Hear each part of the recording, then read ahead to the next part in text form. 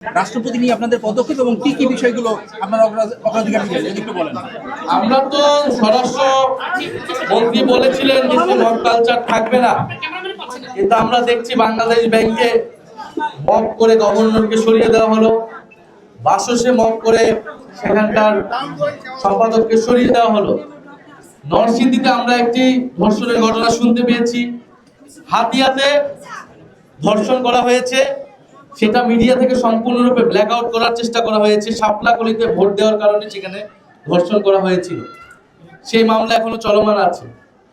এবং শাপলাকলি দাঁড়িপাল্লাতে ভোট দেওয়ার কারণে সারা দেশের বিভিন্ন জায়গায় নেতাকর্মী সমর্থকদের বাড়িঘরে ভাঙচুর হামলা চলমান আছে এখন পর্যন্ত।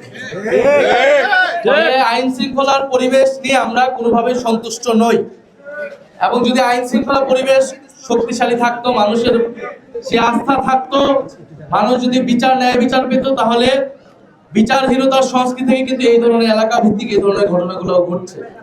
ফলে আমরা আইন শৃঙ্খলার পরিবেশ নিয়ে সন্তুষ্ট নই।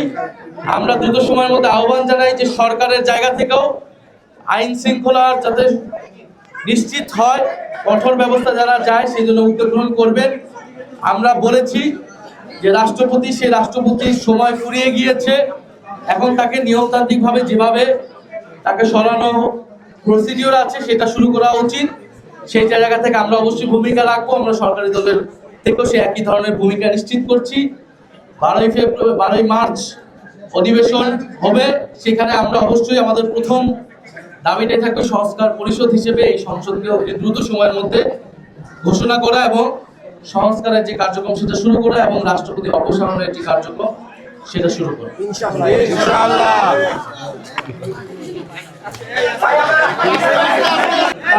তাসনিম আক্তার তাহিদি নামে কন্যা শিশু, 6 বছরের কন্যা শিশুর লাশ উদ্ধার করা হয়েছিল।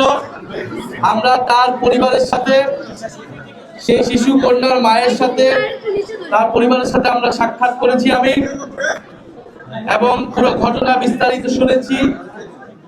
ব্যক্তিগত কিছু দ্বন্দ্বের কথা উনি বলছেন, এলাকার কিছু দ্বন্দ্বের কথা উনি বলছেন। আমরা তথ্য প্রমাণ তদন্ত ছাড়া আগাম কোনো মন্তব্য এখন করতে চাচ্ছি না। আমরা এখানে এটাই বলতে এসেছি যে এই পরিবারের সাথে আমরা আছি সর্বাত্মকভাবে, এবং এই যে কন্যা শিশু হত্যা হয়েছে এই হত্যার বিচার আমরা নিশ্চিত করব যে কোনো মূল্যে, ইনশাআল্লাহ। যে কোনো মূল্যেই ইনশাআল্লাহ আমরা এর বিচার নিশ্চিত করব। এই অভয় এবং এই আস্থা আমরা ওনার মাকে দিয়েছি, কারণ আমরা মনে করি উনি আমাদেরই বোন, উনি আমাদের সাথেই ছিলেন। এবং এই যে তার মেয়েকে এভাবে হত্যা করা হলো, এই হত্যাটা ছিল সম্পূর্ণরূপে পরিকল্পিত। ব্যক্তিগত যেই দ্বন্দ্বই থাকুক বা যেই কারণেই হোক না কেন, এই হত্যাকাণ্ড কোনোভাবেই গ্রহণযোগ্য না এবং এটা একটা গর্হিত অপরাধ। যারা এটার সাথে জড়িত ছিল প্রত্যক্ষ এবং পরোক্ষভাবে, তাদের কঠোর থেকে কঠোর শাস্তির আওতায় আনা হবে। এলাকার যত বড় প্রভাবশালী হোক না কেন, বাড়িওয়ালা হোক না কি হোক, সেইটা কোনো বিবেচনায় নেওয়া হবে না। পুলিশ প্রশাসন নিরপেক্ষভাবে কাজ করবে এবং এই হত্যাকাণ্ডের বিচার আমরা দ্রুত সময়ের মধ্যে নিশ্চিত করব। আমরা থানার ওসির সাথে যেই দিন ঘটনাটাই ঘটেছে 24 ফেব্রুয়ারি, সেদিনই আমরা ওনার সাথে আমি ফোনে কথা বলেছি, থানার ওসির সাথে কথা বলেছি। মামলা নেওয়া হয়েছে, পোস্টমর্টেম রিপোর্ট আসলে আমাদের পুরো ঘটনাটা বোঝা যাবে কিভাবে হত্যাকাণ্ড হয়েছে, কিভাবে মারা গিয়েছে মেয়েটি। এবং ওনারা যারাকে সন্দেহ করছেন সেই সন্দেহভাজন তাদেরকেও প্রশাসন, আইন শৃঙ্খলা বাহিনী তারা খতিয়ে দেখছে। আমরা আশা করি দ্রুত সময়ে অলরেডি একজন আসামি গ্রেফতার হয়েছে, সন্দেহভাজন একজন। আমরা আশা করব দ্রুত সময়ের মধ্যেই গ্রেফতার হবেন এবং এটা ন্যায় বিচার আমরা এই বোনকে সবাই মিলে নিশ্চিত করব। এটা আমাদের ওয়াদা আজকে ওনার কাছে এবং এলাকাবাসীর কাছে।